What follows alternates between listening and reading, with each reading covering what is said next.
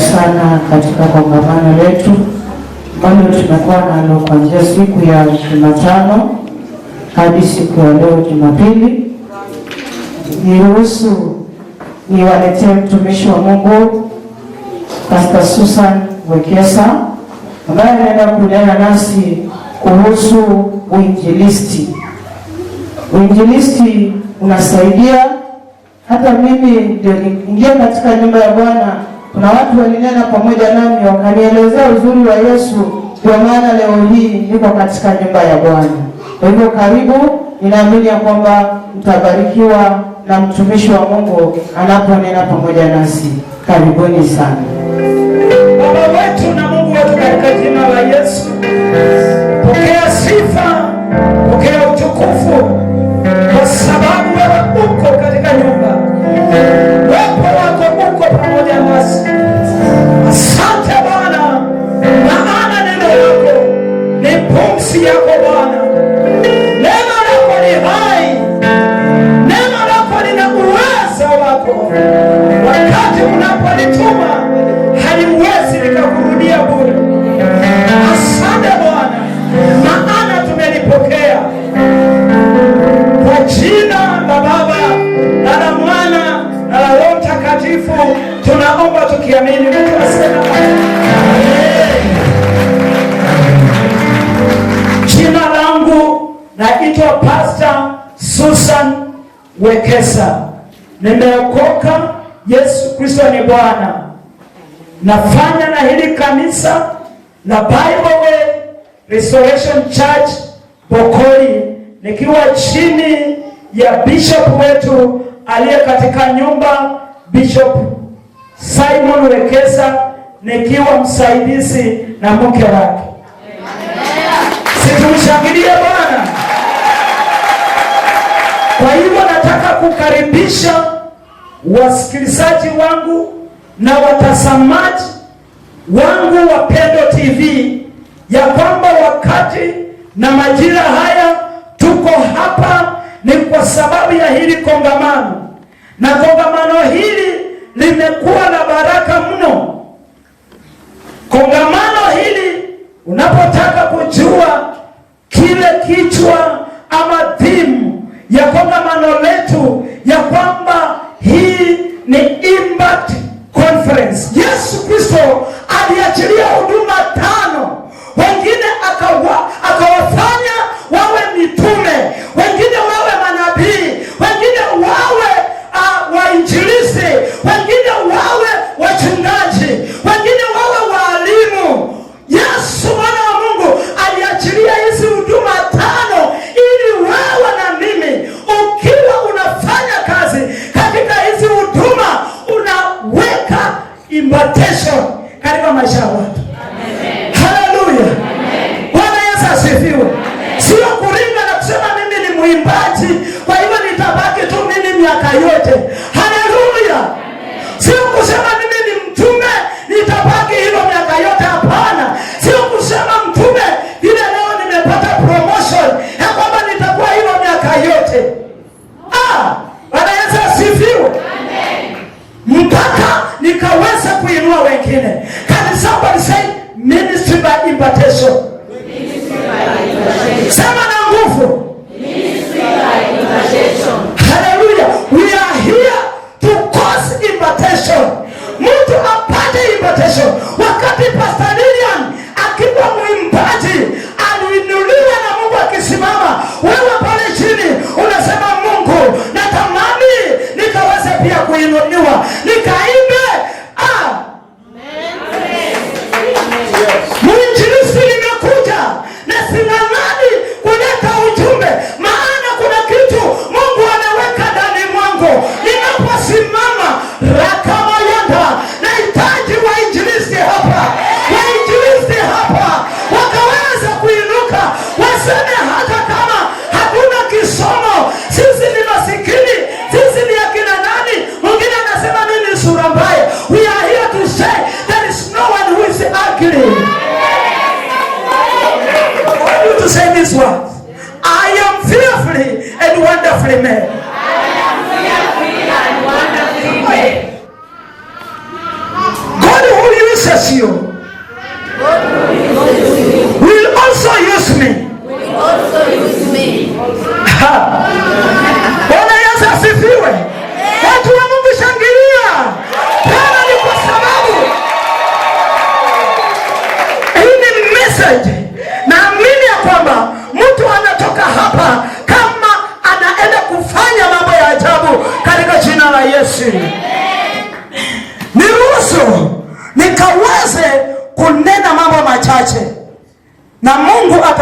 kutubariki. Bwana Yesu asifiwe. Amen. Kwa hivyo tunaposema impact conference, hii inamaanisha the meaning of impact is the powerful effect that is something has. The powerful effect. Yes. Aya. Aya. Bwana Yesu asifiwe. Amen. Wewe na mimi tukitoka mahali hapa, maana tumekaa chini ya utumishi wa Mungu. Hawa watumishi wa Mungu, they have caused the powerful effect upon our lives. Ama watu. Yes. Unawaleta kwa Yesu. Amen. Maana wewe umeitwa. Bwana Yesu na asifiwe. Amen. Kwa hiyo nataka nisungumzie mwito wako na kazi Bwana aliyokuitia kwa muda ulio mfupi. Tunapozungumzia kuhusu mwito, tunajua kuna wakati wewe uliitwa, kuna wakati mimi niliitwa. Kwa hivyo kila unastahili kufanya ni kutimiza mwito wako na ufanyike kile Mungu alitaka ufanyike katika jina la Yesu. Utimize mwito wako, ufanyike kile Mungu alitaka ukaweze kufanyika. Haleluya. Tunapoangalia Yeremia mlango wa kwanza, tunajua hii mistari kuhusu nabii Yeremia. Wakati Mungu alimuita Yeremia, akawa na sababu kadhaa, akawa anasema mimi sitaweza, lakini Mungu akamwambia, mimi nalikujua kabla nikuumbe, nikuweke katika tumbo la mamako, nilikujua na nikakutenga ili wewe uwe nabii wa mataifa. Kwa hivyo tunaona Yeremia na sababu zake. Mungu hakuweza kukubaliana na hizo sababu, maana alikuwa amemuita. Tunapoangalia Matendo ya Mitume 13 ukianzia 1 mpaka 2, utaona mitume na mitume wengine majina yao yalitajwa.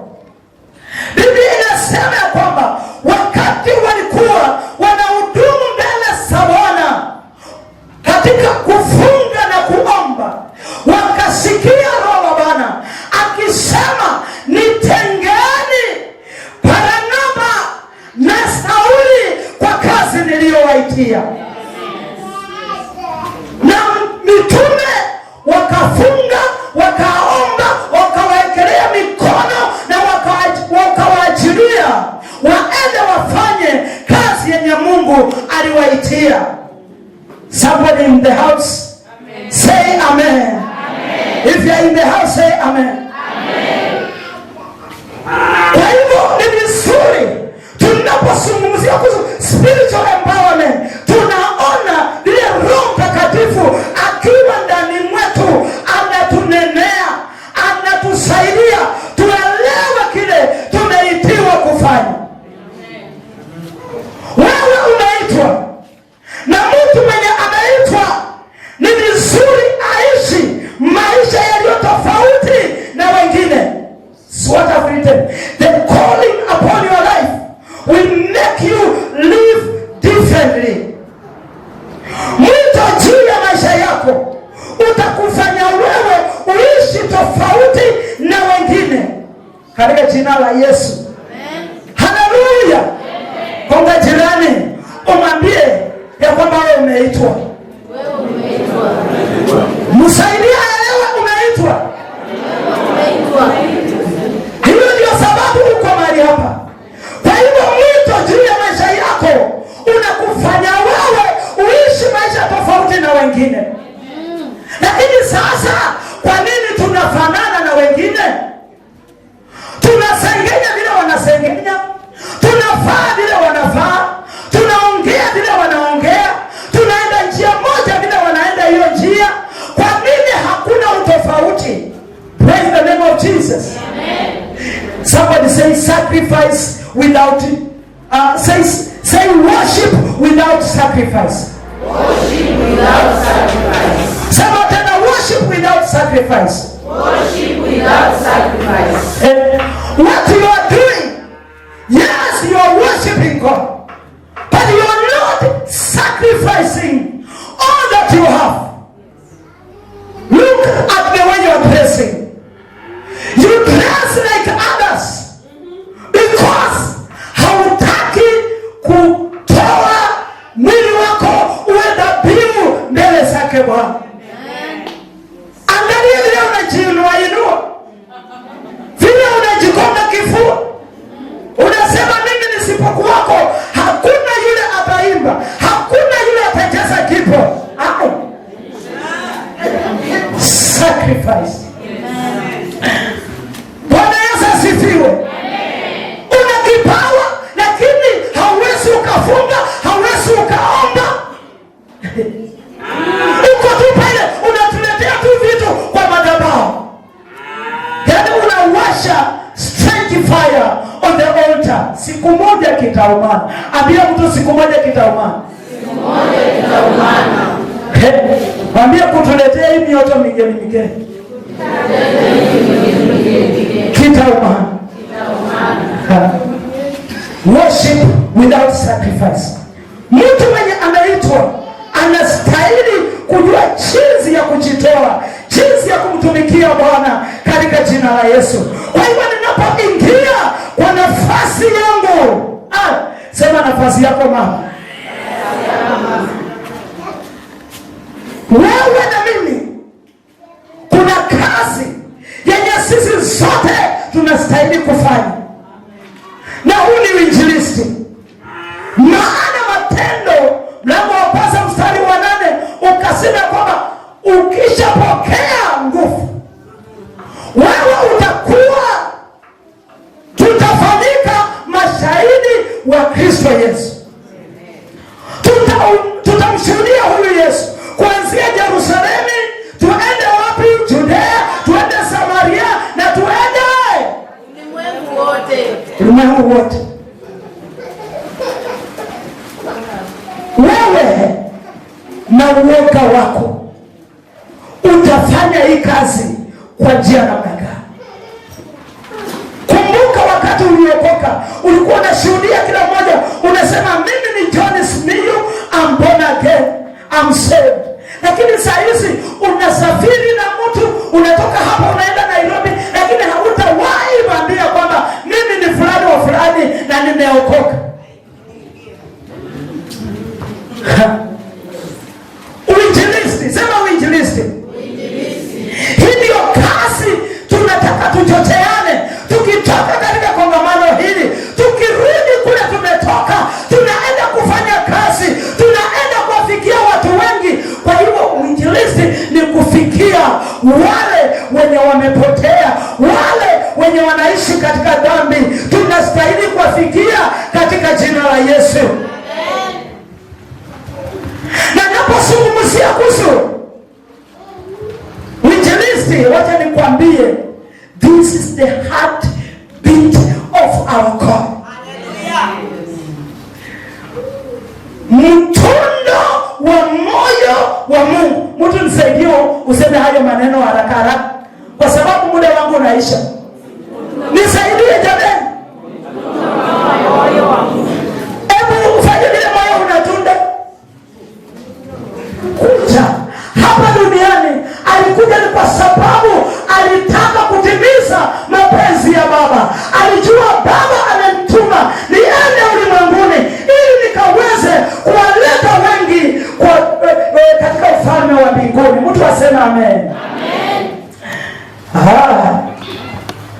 Wacha sasa hapa tusome Marko 16:15. Niko ninamalizia. Kuna mpendo amepata katika Biblia ya Kiswahili akaweza kutusomea kwa haraka. Akawaambia, enendeni ulimwenguni mwote mkaihubiri Injili kwa kila kiumbe. Aaminie na kubatizwa ataokoka, asiyeamini atahukumiwa. Endelea tena. na ishara hizi zitafuatana na hao waaminio. Kwa jina langu watatoa pepo, watasema kwa lugha mpya, watashika nyoka, hata wakinywa kitu cha kufisha hakitawadhuru kabisa. Wataweka mikono yao juu ya wagonjwa, nao watapata afya. Yesu baada ya kusema nao akachukuliwa juu mbinguni, akaketi mkono wa kuume wa Mungu, na nao wale wakatoka wakahubiri kote kote, Bwana akitenda kazi pamoja nao na kulithibitisha lile neno kwa ishara zilizofuatana nalo. Kwa nini tukaweze kufanya uinjilisti? Nimesema kwamba wewe ukiitwa ni vizuri ujue umeitiwa nini. Amen. Umeitiwa nini? Lakini napozungumzia kuhusu uinjilisti ama soul winning, sisi wote, all of us, turn to your neighbor, tell him or her, all of us are called to be witnesses. To be soul winners. Bwana Yesu asifiwe. Point number 1, why evangelism? Kwa nini tufanye uinjilisti? Number 1, we have been commanded. This is a command. Mesikia tukisema Great Commission, the Great Commission. All of us, sisi wote tumeweza kuamriwa. Maana mahali tumesoma, maandiko yanasema Yesu mwenyewe akaambia wanafunzi, enendeni ulimwenguni kote, mhubiri injili kwa kila kiumbe. Sema kila kiumbe. Kila kiumbe. Sema vizuri, kila kiumbe. Kila kiumbe. Wacha nifungue macho yako. Kila kiumbe. Wewe ukiwa mama unaanzia mume wako ni kiumbe, watoto wako ni kiumbe, your mother-in-law, your father-in-law ni kiumbe. Lakini wewe unataka wende mbinguni na hawa? Unataka hawa waende wapi? Ruka kwa jirani, ona yule jirani, watoto wa jirani vile wanakaa. Kwa hivyo the Bible says kwa kila nataka ufungue macho yako uanze kuona viumbe hawa wanaokuzunguka wamefikiwa na injili, wamehubiriwa, ama shida ni nini? Na sasa unaenda lakini hauna mstari. Unapeleka nini? Hauna hata kama mstari. John 3:16, for God so loved the world that he gave his only begotten son. Na whosoever, hiyo pia sasa utapeleka masengenyo na kungoja ili unywe chai fupi. Basi amesema fat and what? Short and fat. Ambia mtu wewe. Ambia mpendwa wewe. Umetuma, na sio tu kutuma, you have been commanded. Umeamrishwa tuende tuhubiri injili kwa kila kiumbe. Na maandiko yanasema kwa aaminie abatizwe na afanye namna gani? Ataokoka. Haleluya. Hiyo ndio kazi tunatamani kuifanya kila mmoja wetu, wawe watoto, wawe wamama, wawe vijana. Hii ni kazi tumepewa tuifanye katika jina la Yesu. Wacha tukuimba na kujihurumia. Nitume, wamekutuma tayari na wewe hautaki kuenda.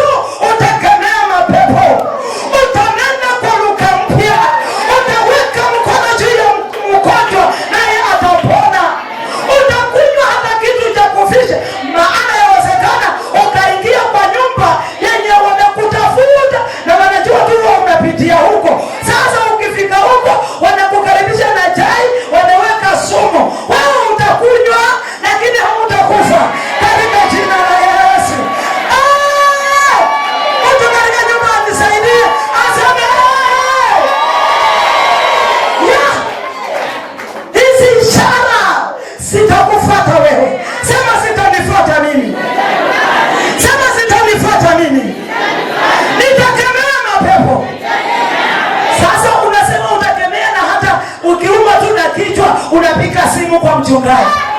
Kapepo kakuuma kichwa. Na sasa unaenda huko nje.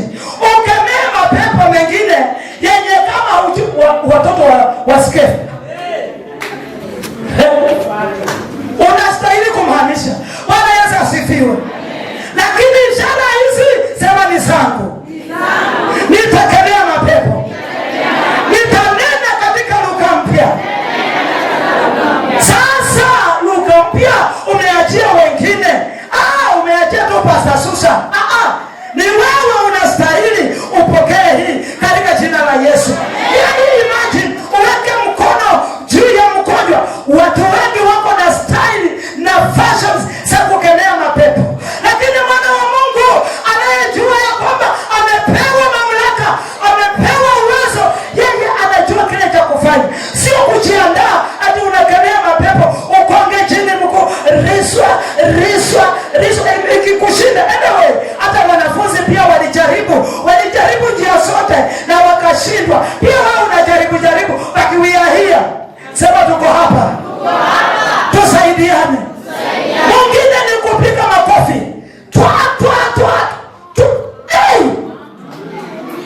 Si kitu iko hapa.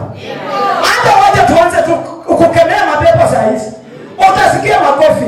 Kasisi hapa. Papa. Eti mapepo yanaenda. Hiyo ni kushangilia mapepo. Sema nimepewa mamlaka. Nimepewa mamlaka.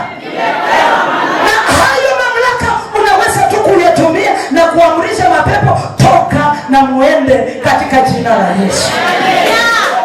Wacha nikwambie kilichofanyika wakati Bwana Yesu aliambia mitume na akapaa akaenda juu mbinguni. Maandiko yanasema kwamba walitoka wakafanya vile walivyoamriwa, na maandiko yanasema Yesu Kristo akawa pamoja nao, akithibitisha neno alilowaambia. Ishara zikafanyika katika jina la Yesu. Si wewe utamani kuona ishara hizi? Si utamani kuona ishara hizi katika jina la Yesu? Haleluya! Unaombea watu na watu wanapokea miujiza. Number 2, kwa nini tukaweze kufanya uinjilisti? Kwa sababu watu wamepotea. People are lost. Watu wamepotea. Bwana Yesu asifiwe. Luke 19 verse 10. Linasema mwana wa Adamu amekuja atafute na aokoe kilichopotea. Halo. Sasa watu tunapoangalia watu hawa wote wamepotea. Na kama wamepotea vile wewe na mimi tulikuwa tumepotea na tukafikiwa na Injili, si wewe pia umpeleke huyu Yesu aliye ndani mwako, anayetafuta na kuokoa kilichopotea, atafute kupitia ndani mwako, aokoe kupitia ndani mwako. Unafurahia tu watu wanapotea na wewe uko tu pale. Sema tu wacha tu.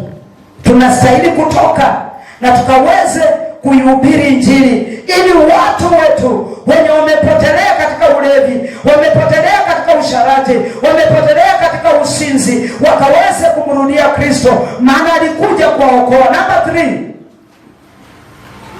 muda ni mfupi. Time is short. Wewe mwenye wao unasema nitaenda kumhubiria. Niko hapa nikwambie, wewe unachelewa.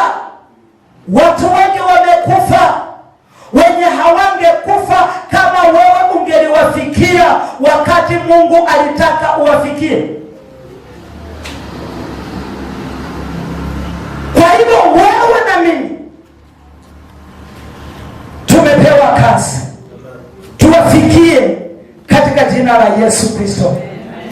Tusimame kwa miguu yetu. Tusimame kwa miguu yetu. Ninapomalizia, maandiko yanasema ya kwamba kulikuwa na vita kule juu mbinguni. Hiyo utasoma Ufunuo wa Yohana 12:12. Wakati Shetani ama Lusifera alishindwa vita, maandiko yanasema alirushwa hapa duniani akiwa na ghadhabu. Maandiko yanasema ya kwamba akijua wakati wake ni mfupi. Kwa hiyo kama Shetani anajua wakati wake ni mfupi na ako mbioni kusababisha watu wengi waangalie, wewe are you aware ya kwamba mtu wako anaweza kufa before salvation? Are you aware ya kwamba watoto wako wenye umewaigino wanaweza kufa bila huyu Yesu? Mungu wa mbinguni atusaidie katika jina la Yesu. Wewe uko pale ukihubiri Injili, Mungu atakusaidia uwe mtu wa kusoma maandiko kama vile wale wa Kristo wa Berean Church. Wewe utakuwa unatafuta mistari, wewe utafanyika suluhisho kwa ulimwengu. Maandiko yanasema you are the salt of the world. Kwa hivyo wewe utasababisha watu wakaweze kupona katika jina la Yesu. Mungu wa mbinguni atubariki, maana tunaenda kufanya hiyo kazi katika jina la Yesu. Tuombe. Elewa mkono wako tunapoomba ili Bwana kusaidie upokee this invitation na uende ufanye vile neno limesema katika jina la Yesu. Baba, katika jina la Yesu nataka nikushukuru ni kwa sababu ya neno lako. Umenena na mioyo yetu kuhusu mwito umeweka ndani ya kila mmoja wetu na kile unataka tufanye. Baba, naomba katika jina la Yesu tusaidie tukaweze kutii neno lako kwa jina la Baba na la Mwana na la Roho Mtakatifu tumeomba tukiamini, amen. Karibu sana, karibu sana, karibu sana. Naamini ya kwamba mmebarikiwa na mtumishi wa Mungu na yale mambo mazuri ambayo amenena pamoja nasi. Ninakutia moyo tu ya kwamba mpokee Yesu awe Bwana na Mwokozi wa maisha yako ili ya kwamba usipoteze ufalme wa mbinguni. Kanisa letu linapatikana katika mji wa Bokoli. Wakati ukitokea Kimilili, ukifika Bokoli ukielekea Bungoma, kabla ufike Sawa, mkono wako wa kulia kanisa letu liko pale la Bible Way Restoration. Na kama unatokea Bungoma na kujia njia Sikata, Kachonge, Sawa, hapo katikati ya Sawa na Bokoli tuko mkono wa kushoto. Karibu sana, karibu tuunganike pamoja. Namba ya mtumishi wa Mungu ukiwa unataka kuzungumza pamoja naye iko hapo kwenye screen. Karibu sana. Amen.